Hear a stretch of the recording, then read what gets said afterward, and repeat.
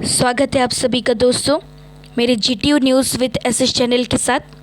आप सभी को ये पता ही होगा कि यूनिवर्सिटी के अलग अलग छात्रों ने सुप्रीम कोर्ट में एक पेटिशन फाइल की है। उस पेटिशन की रिगार्डिंग मैं आपको कुछ इन्फॉर्मेशन बताना चाहूँगी और क्या मतलब उसके रिज़ल्ट आने की पॉसिबिलिटीज़ है वो भी आपके साथ शेयर करना चाहूँगी। आप अगर मेरे चैनल में नए बने हुए हैं तो प्लीज़ इसे सब्सक्राइब करना ना भूलें, लाइक और कमेंट ज़रूर करिएगा। स्टार्ट करते वीडियो के साथ। आप स्क्रीन पे देख सकते हैं ये पेटिशन है जो यूजीसी के खिलाफ फाइल की गई है।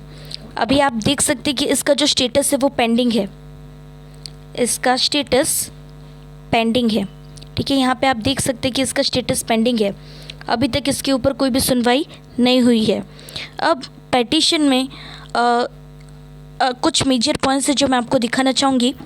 ये पेटिशन में अलग अलग स्टेट से स्टूडेंट्स ने एक साथ जुट होकर के सिर्फ यूजीसी के खिलाफ ही कोई पेटिशन नहीं फाइल किया है, बल्कि प्रधानमंत्री नरेंद्र मोदी को भी ये पेटिशन दी है और साथ ही उनको प्लीड किया है, यानी कि उनको रिक्वेस्ट की है कि आप इस मैटर पे जल्द से जल्द ध्यान दीजिए, क्योंकि अभी कोरोना के केसेस बहुत ज़्यादा बढ़ते रह रहे हैं।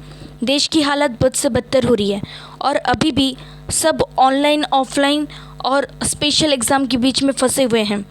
तो इससे राहत हमको कौन दिलाए? तो इस आशा में थोड़ी सी किरण डालते हुए यूजीसी के खिलाफ पेटिशन भी डाला गया है और प्रधानमंत्री को रिक्वेस्ट भी की गई है। पर बच्चों मैं ये कहना चाहूँगी कि आप न्यूज़ पढ़ो, न्यूज़ देखो, एनालाइज करो, लेकिन स्टडी के ऊपर इफेक्ट मत होने दो, क्योंकि अभी हमको कुछ आगे का फ्यूचर पता नहीं कि एग्ज़ाम्स होंगे कि नहीं होंगे, कौन सा मोड सिलेक्ट करना है, क्या सिलेक्ट करना है, वो सब कंफर्ट जोन और फ्यूचर पे डिपेंड है। लेकिन प्रेजेंट में हमारे हाथ में क्या है? स्टडी करना और उस सिलेबस को कंप्लीट करना। मेरे पास बहुत सारे बच्चों के ये सवाल आ रहे हैं कि हमको MCQ मटेरियल चाहिए। अगर आपने थियोरी पढ़ी हुई है तो आप उस थियोरी को डिटेली एनालाइज करो, क्योंकि उसी के ऊपर से MCQ बनेंगे।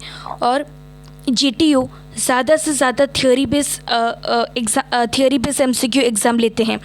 जैसे मैं मॉक टेस्ट में हुआ था, उसमें मैक्सिमम थियोरी थे। एक आध क्वेश्चन हो सकते हैं जो न्यूमेरिकल निकलेंगे, लेकिन मैक्सिमम थियोरी है। जो आपने थियोरी की तैयारी की थी उसी को थोड़ा सा डिटेल में पढ़िए, आपका MCQ भी तैयार हो जाएगा। चलो उस मुद्दे से हम लोग अपने मेन मुद्दे पे आते हैं। पेटिशन डायल की पेटिशन जो यूजीसी के खिलाफ रजिस्टर की गई है। आप देख सकते हैं ये एक कर्नाटका का छात्र है जिसने रजिस्टर किया है। ये महाराष्ट्र के छात्र ने रजिस्टर किया है। यहाँ पे आसाम और ये हमारे गुजरात, जो भी GTU के स्टूडेंट्स हैं उनको पता होगा, ये गुजरात की तरफ से पेटिशन रजिस्टर किया गया। फिर हिमाचल प्रदेश, उत्तराखंड, उत्तर प्रदेश, उड़ीसा, आसाम, ओडिशा, महाराष्ट्र, मध्य प्रदेश, बेंगलोर, गुजरात, फिर गुवाहाटी, फिर आसाम, फिर वेस्ट बंगाल, हरियाणा, उत्तर प्रदेश, वेस्ट बंगाल, मध्य प्रदेश, बिहार, बेंगलोर, उत्तर प्रदेश, कर्नाटका और दिल्ली, और फिर से गुजरात, फिर उत्तराखंड, वेस्ट बंगाल और फिर से वेस्ट बंगाल। मैं ये पेटिशन इसलिए दिखा रही हूँ कि आपको थोड़ा सा आइडिया ये हो कि आप पेटिशन तो डाल रहे हो सुप्रीम कोर्ट में, उसका केस भी होने वाला है 27 जुलाई को, लेकिन तब तक क्या आप सब बंद करके रखोगे? आप अपना पढ़ाई कंटिन्यू नहीं करोगे? ऐसा मत करना, पढ़ाई कंटिन्यू करना। मैं ये क्यों कह रही हूँ? क्योंकि DU के स्टूडेंट्स ने भी सुप्रीम कोर्ट में ये केस और पेटिशन फाइल की थी ओपन बुक एग्ज़ाम के रिलेटेड। उसका रिज़ल्ट क्या निकला आप सभी खुद सर्च करके देख सकते हैं। ओपन बुक एग्जामिनेशन के लिए उनको जो टाइमिंग लिमिट दी जाती थी कि आपको 3 घंटे के अंदर ही पेपर कंप्लीट करना है, बस खाली उनका टाइमिंग जो है वो एक्सटेंड कर दिया गया है। अब उनको कहा गया है कि आप 1 से 2 दिन के अंदर आंसर को सबमिट कर सकते हैं। तो मेरा यही कहना है कि एग्ज़ाम्स तो कंपलसरी होंगे, क्योंकि यूजीसी ने अपने ऐसे पॉइंट्स डाले हैं ना सुप्रीम कोर्ट के सामने। हाँ, चाहे हम लोग उनको दिखा सके कि ऑनलाइन एग्ज़ाम्स में ये एरर है, ऑफलाइन एग्ज़ाम्स में कोरोना हो सकता है, स्पेशल टर्म एग्जामिनेशन जब आप लोग सितंबर के महीने में लोगे उसमें भी कुछ हालत यानी कि देश की हालत क्या होगी तब उस समय किसी को कोई आइडिया नहीं है। लेकिन फिर भी यूजीसी भी अपने पॉइंट्स में अड़ा हुआ है। अब सिर्फ एक इंसान है जो मतलब रोक सकता है, ये सिर्फ और वो है नरेंद्र मोदी। अगर उनकी तरफ से कोई एक्शन आया तो एग्ज़ाम्स कैंसिल हो सकते हैं, मेरिट बेस्ड प्रोग्रेशन मिल सकता है। अगर ऐसा नहीं हुआ तो जैसे जून और जुलाई महीना गया, ऐसे नवंबर तक तो बात आराम से खींच के जाएगी, आप देख लेना। और दूसरी पॉइंट मैं ये शेयर करना चाहूँगी आप सबसे कि वहाँ पे जैसे ओपन बुक एग्ज़ामिनेशन के लिए परमिशन मिल चुकी है, बस खाली टाइमिंग लिमिट जो एक दिन में 3 घंटे का पेपर था, वो अभी 2 से 3 दिन के अंदर वो लोग सबमिट कर सकते हैं।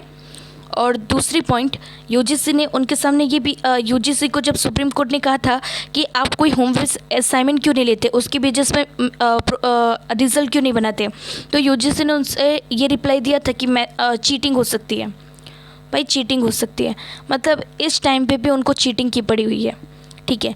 तो ऑनलाइन एग्ज़ाम्स देने वाले मैंने अपने वीडियोस बनाए हैं उसके रिलेटेड कि ऑनलाइन एग्ज़ाम्स की क्या क्या रिक्वायरमेंट है, क्या कुछ है। आप उसके हिसाब से अपना प्रिपरेशन जारी रखिएगा।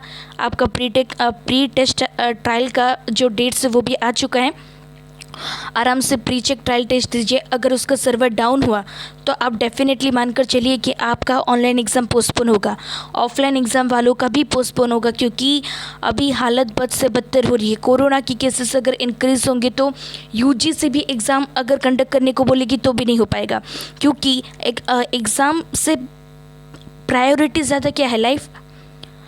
उस टाइम पे कोई ना कोई एक्शन ज़रूर होगा अगर यूजीसी ऐसा बोल दे कि अगस्त महीने में एग्ज़ाम होगा, क्योंकि इस टाइम पे अगर आप जानते हैं कि गुजरात की हालत क्या है, सूरत की हालत क्या है। अगर उसमें कोई भी बच्चा ऑफलाइन एग्ज़ाम देने को निकलेगा तो आप रिज़ल्ट निकाल सकते हैं। जो कर्नाटका का केस हुआ था उसकी जस्ट 1 महीने के बाद जो ये केरला का इंसिडेंट हुआ, उसके बाद तीसरा न्यूज़ गुजरात का ही निकलेगा या दूसरा कोई भी यूनिवर्सिटी जो ऑफलाइन एग्ज़ाम्स लेगा उनका निकलेगा। इसलिए आप लोग थोड़ा शांति से एकदम आराम से प्रिपरेशन कीजिए, कोई टेंशन मत लीजिए। एग्ज़ाम्स होगा तो भी आप लोग तैयार रहिए, नहीं होगा तो भी कोई नहीं, आप लोग उसका दूसरा को नॉलेज कभी ना कभी लाइफ में जाकर के आगे काम आएंगे। आपको नहीं तो आप किसी और को वो चीज़ टीच कर सकते हैं। तो एकदम ध्यान से आराम से पढ़िएगा। वैसे भी इस टाइम पे स्ट्रेस लेने का कोई फ़ायदा नहीं है। एग्ज़ाम्स का अभी भी मैं बोल रही हूँ कोई भरोसा नहीं है, ना ही जीटीयू के ऑनलाइन एग्ज़ाम्स का, ना ही ऑफलाइन एग्ज़ाम्स का। बिना स्ट्रेस लिए कंप्लीट कीजिए। पहले थियरी कर रहे थे, अब थियरी को एमसीक्यू में कन्वर्ट करना सीखिए। मैं बस इतना ही कह करके सभी स्टूडेंट्स को यही कहना चाहूँगी, डीमोटिवेट मत होइए और एग्ज़ाम के ऊपर फोकस करिए, चाहे हो बना हो, फोकस करिए, ओके। और ये जो जीटीयू का है ना, होगा नहीं होगा ये सब बोल रहे हैं, तो थोड़ा उनको इग्नोर करिए और ध्यान दीजिए अपने स्टडीज़ पे। बस मेरे वीडियो में मैं इतना ही बताना चाहती थी और सबको मोटिवेट करना चाहती थी। अगर आपको मेरा वीडियो अच्छा लगे तो सब्सक्राइब करिए और लाइक और कमेंट ज़रूर करिए। जय हिंद, जय भारत। और कोरोना के समय सब घर पे रहिए और सुरक्षित रहिए। Bye bye.